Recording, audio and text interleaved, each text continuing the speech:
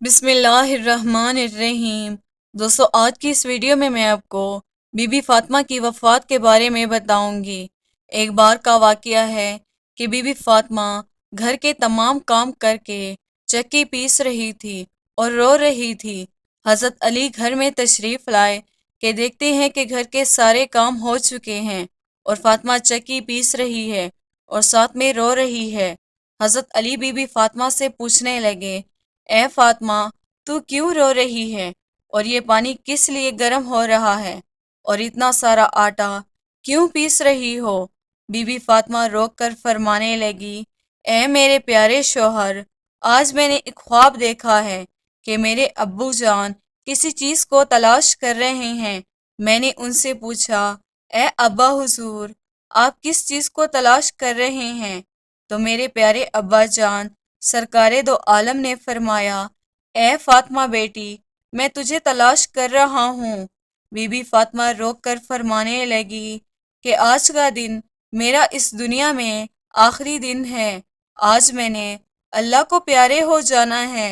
حضرت علی یہ بات سن کر بہت ہی زیادہ رونے لگے اور فرمانے لگے، اے فاطمہ، ابھی تک تو پیارے نبی سرکار دو عالم کے بچھڑنے کا غم ہمارے سینے میں ہی ہے اور تم اپنے بچھڑنے کی بات کر رہی ہو۔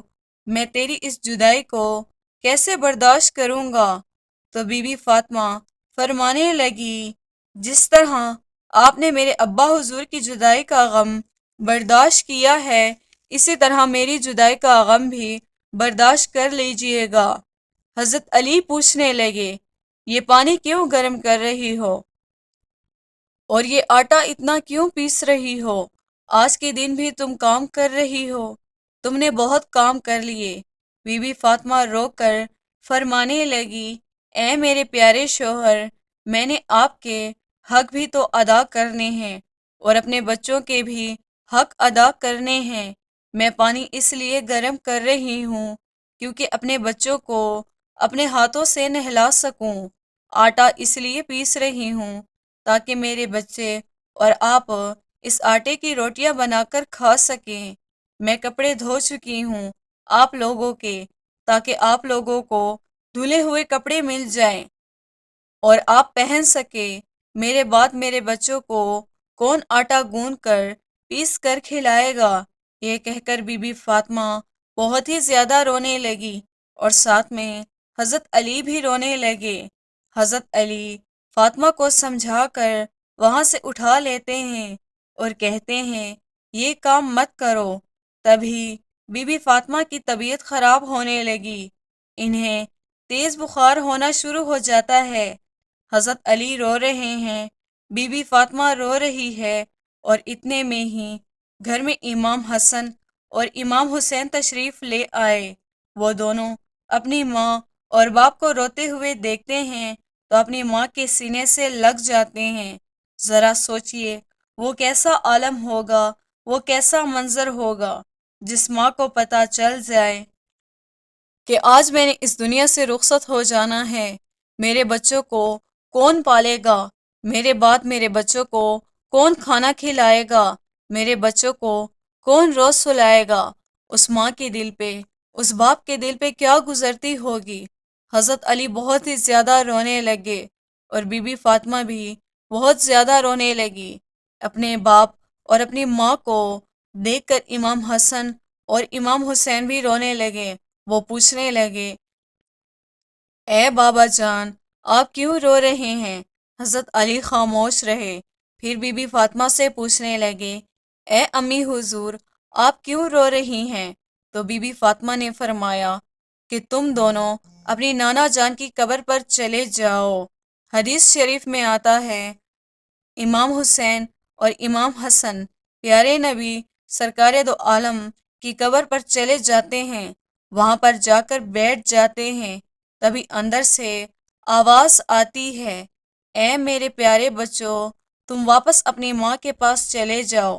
میرے پاس تو تم لوگ آتے ہی رہو گے، لیکن آج اپنی ماں کو جی بھر کے دیکھ لو۔ آج کے بعد تمہیں تمہاری ماں کہیں نظر نہیں آئے گی۔ اور یہ بات حسن اور حسین کے کانوں میں پڑی تو وہ دوڑتے ہوئے گھر چلے جاتے ہیں اور اپنی ماں کے سینے کے ساتھ لگ کے خوب روتے ہیں۔ حضرت علی بھی رو رہے ہیں اور بی بی فاطمہ بھی رو رہی ہے، امام حسن بھی رو رہے ہیں اور امام حسین بھی رو رہے ہیں۔ اتنے میں ہی بی بی فاطمہ کی طبیعت اور بھی زیادہ خراب ہونے لگی۔ وہ حضرت علی کو اپنے ساتھ بٹھا کر 3 باتیں کہتی ہے۔ پہلی بات یہ کہتی ہے کہ میں نے آپ کے ساتھ کوئی بھی کوتاہی کی ہو، آپ کی خدمت میں کوئی کوتاہی کی ہو، آپ کی نافرمانی کی ہو، آپ کا کوئی حکم نہ مانا ہو تو مجھے معاف کر دیجیے گا۔ حضرت علی رو کر کہتے ہیں، اے فاطمہ، تو نبی کی بیٹی ہے، تو نے اپنا پورا حق ادا کیا ہے، میں تجھ پر ہمیشہ خوش ہوں، مجھے تجھ سے کوئی گلہ نہیں۔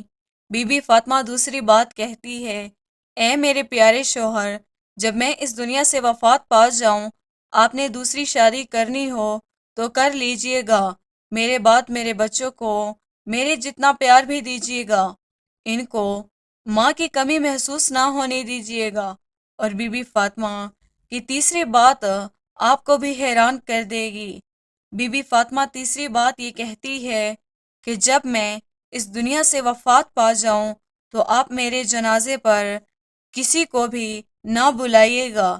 یہ بات سن کر حضرت علی حیران ہو جاتے ہیں اور کہتے ہیں، اے فاطمہ، تو نبی کی بیٹی ہے، میں تیرے جنازے میں کیوں کسی کو نہ بلاؤں؟